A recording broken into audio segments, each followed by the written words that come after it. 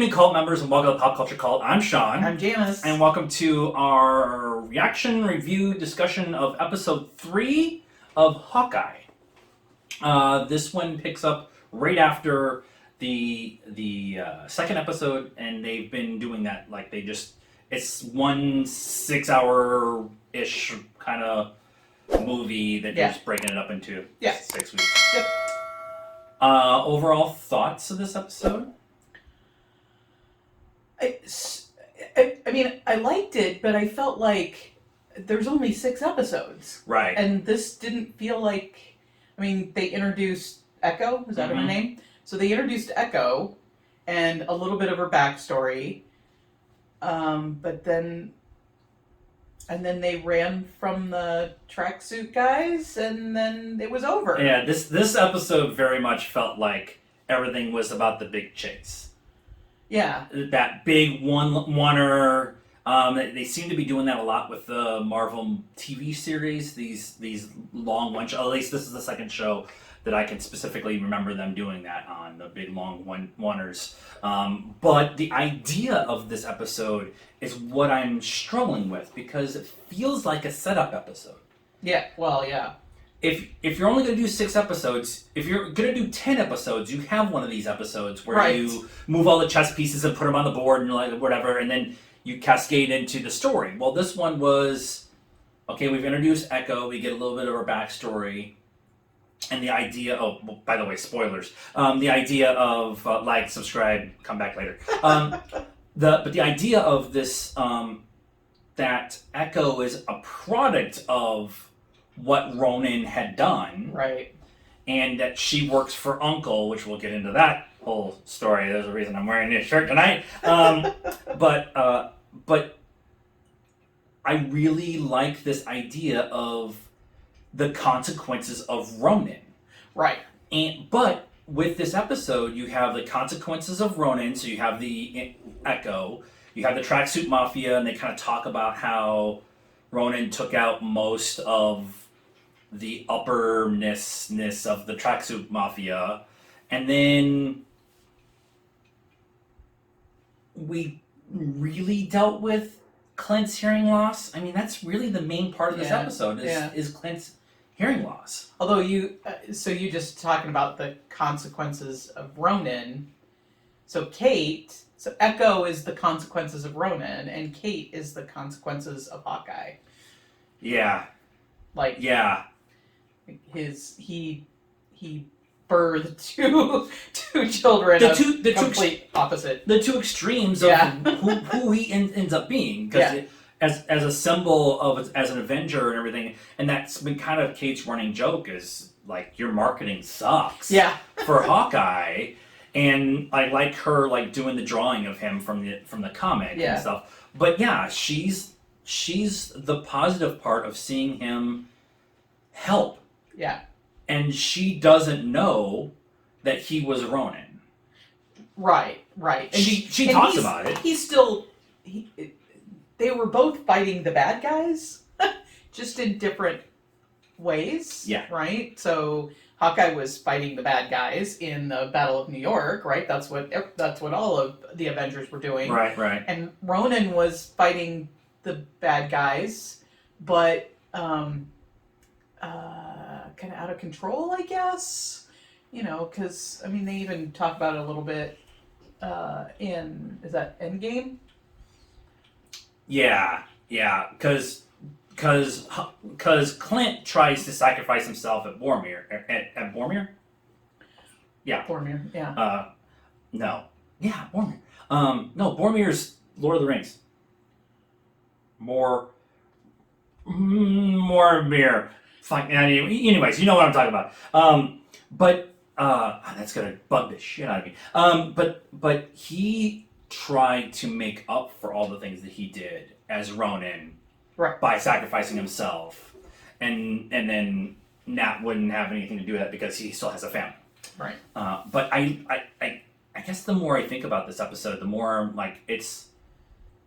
Yeah, we're moving the chess pieces to get it into all the players in the right positions and stuff like that. But this is really the first episode, or at least the first time that I can think of off the top of my head, where the consequences of what Clint has decided to do, both physically to his body, because he has that whole conversation about you don't want to do this to Kate in the diner with Pizza Dog.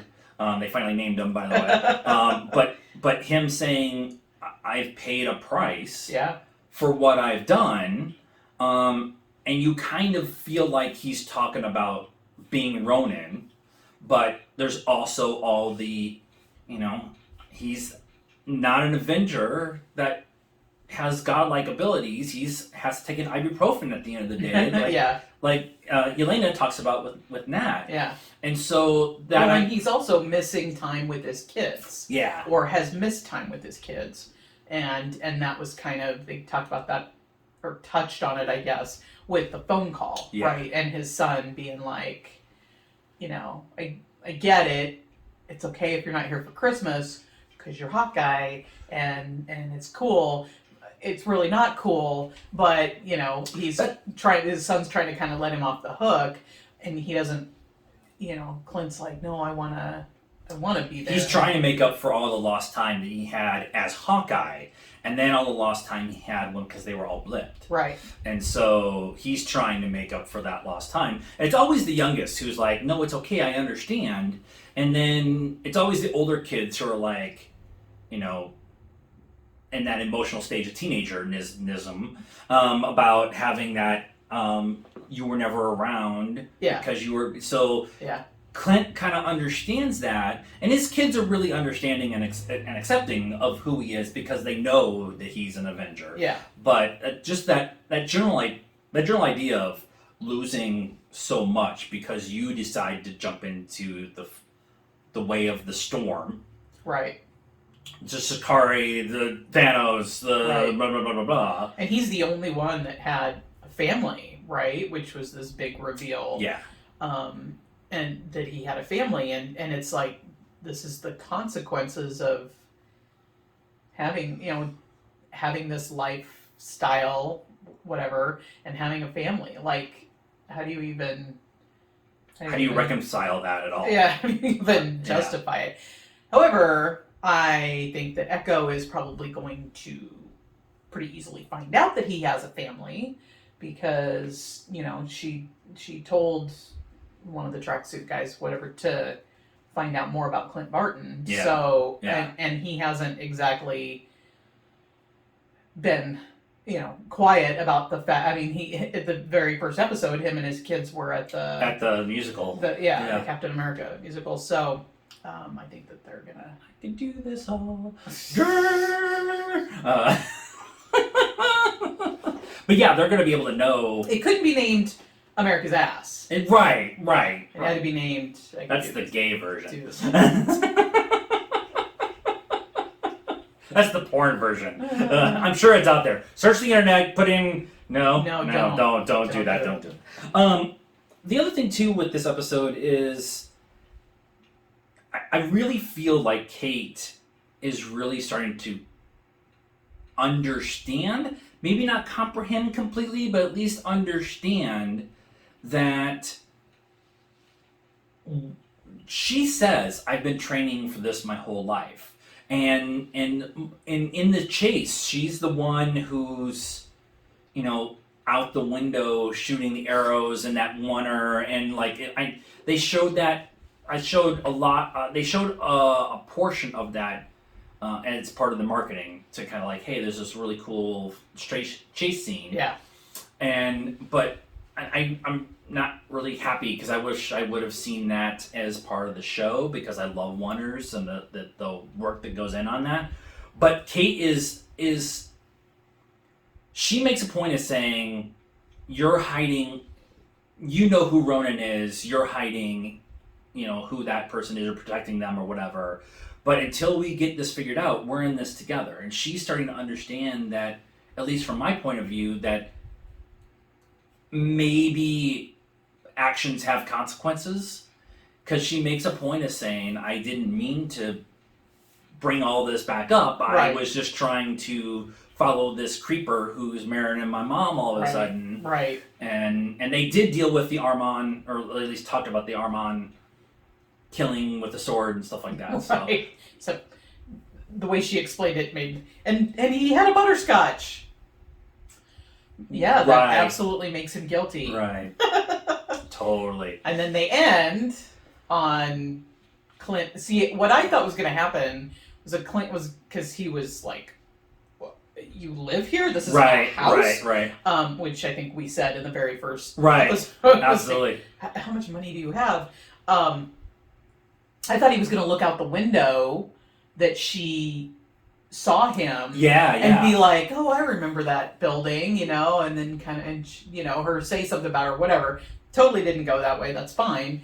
But Jack being the one, because they're in the penthouse to kind of find out stuff about the Tracksuit Mafia using Mom's security company and kind of backdooring, and even though Kate got kicked out, she was able to find out at least a little bit that at least Echo works for the company, or at least... No, she blocked their account. But it said that Echo's real name was on the was on the payroll, and then she went to go do something, and then everything she got kicked out. So that all they got kicked out. Okay. So while that's all going on, you got Clint walking through this gigantic penthouse, and walks around the corner, and Jack's the one who catches him, stops him at sword point, and it's Ronin's sword. Yeah. So I'm really interested about what that's going to mean next week, because Jack's actually a good guy. He's the one who trained Clint when Clint was a kid. He's the sword in the comic. He's the sword master or whatever, and so he's the one who taught Clint. So I'm wondering if they'll actually address that, have that whole conversation of, oh my god, it's you, that kind of conversation, or not. I mean, they've never followed. They've pulled bits and pieces from different comics and stuff. So maybe that's not. But they've only got 3 episodes left, and so we have to get to who Uncle is, and we'll get into that. I was going next. We know who that is. And we have to get to who killed Armand, right? And who Jack is, and who Mom is. Mom is. And Madame Mask in the comics, but. And then, what we've got to tie up some ends with Echo. I mean, like I said, I feel like she's going after Clint's family. And 3 episodes. And spoilers for Black Widow. If you're watching this at this point in time, you know what's going on in Black Widow. But Yelena is supposed to show up in this series. Right? So she's supposed to go. She's the one. Val turned her towards Clint. That's why Black Widow is dead. So she's going to be in the next episode. Right. So now you have Yelena, who is a kind of a, I don't want to say tamer version of Ronin, but is a I will do bad things for good reasons kind of person. But you have her, you have Echo, you have who Jack is. Who killed Armand. Who killed Armand. Who Mom is. All that's going on in 3 episodes. And Uncle. So we have to talk about Uncle. So they start the show with Echo as a young girl in school, in a regular public school. Right. As a deaf child. As a deaf child. And she was watching everybody else and kind of reading lips and stuff like that. And she was 6, 7? No, yeah, 8, 9, 10. Somewhere in there. It's kind of hard when some children are gigantic and some children are small. But she's like our granddaughter's height. Granddaughter's age. Yeah, okay. 9. Sure. But she showed in that point that she's smart. Because she had filled everything out in the Mad Lib when the teacher kind of said, hey, you need to be paying attention, and she had already filled everything out. Yeah. But Dad made a point when she was MMA training, I guess, or martial art training. Yeah, karate or whatever. That Dad said, hey, I gotta go. Uncle will pick you up or take care of you and all that. And then I'm going to say it, a chubby white hand kind of gives her a pinches her Pinches cheek or whatever. Yeah. Well, and another thing that I noticed was when Echo sees Ronin taking out her dad's crew and then ultimately her dad, she pulls up to a auto body place called Fat Man's Auto.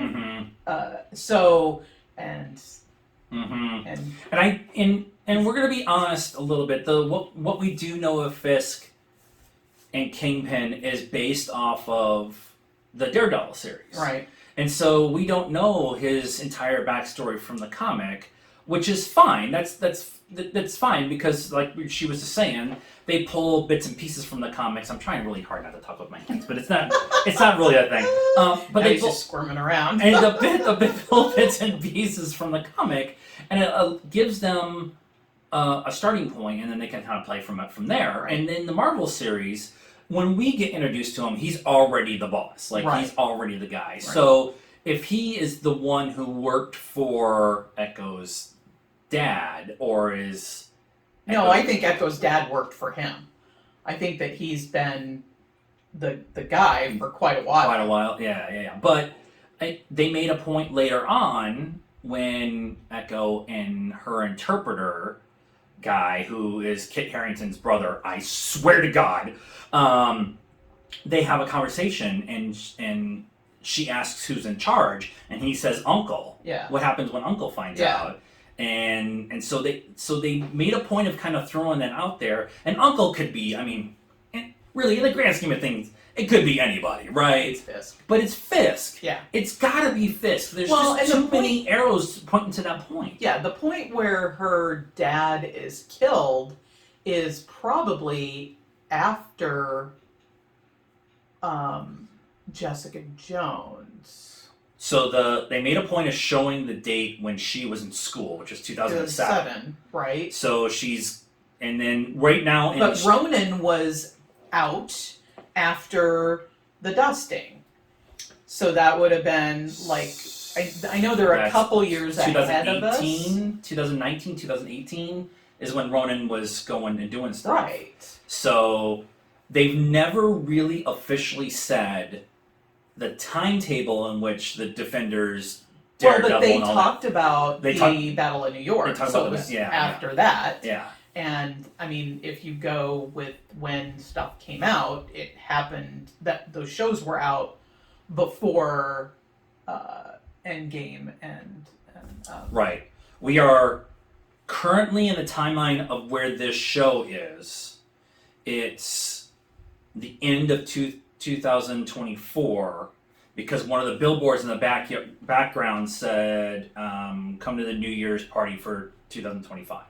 So, or bring in 2025 or whatever. So that's where we are in this show. And then in No Way Home, it's supposed to be 9-10 months after Endgame. Okay. So that's kind of before this. Right. But after Endgame. So there's anyway. Yeah. So Fisk would have been my point was Fisk would have been in power when Ronin was running around.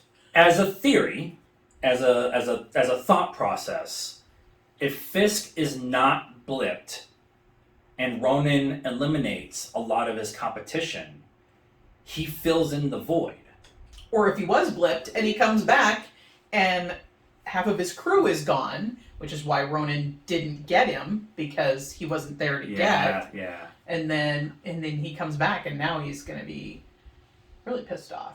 I don't remember because there was that whole year period between Infinity War and Endgame where every interview, some interviewer would like run down a list of people within the MCU that were not on screen, that were obviously blipped, and there was asks of, were they blipped? Were they blipped? Yeah, were they blipped? From the Russos. brothers. And they would answer honestly with a lot of them. Yeah. But I don't specifically remember them talking about any of the Defender group. People, yeah. Because of the real world, the world that we live in, not the MCU, but the real world, which is kind of the same sometimes.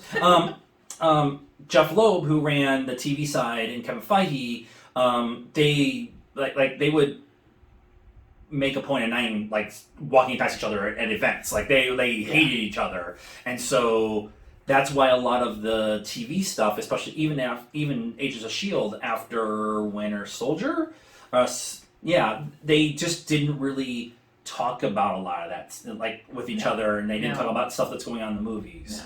There was vague mentions of that thing that happened in New York, or or Baker Street, or like not Baker Street. That's the other one.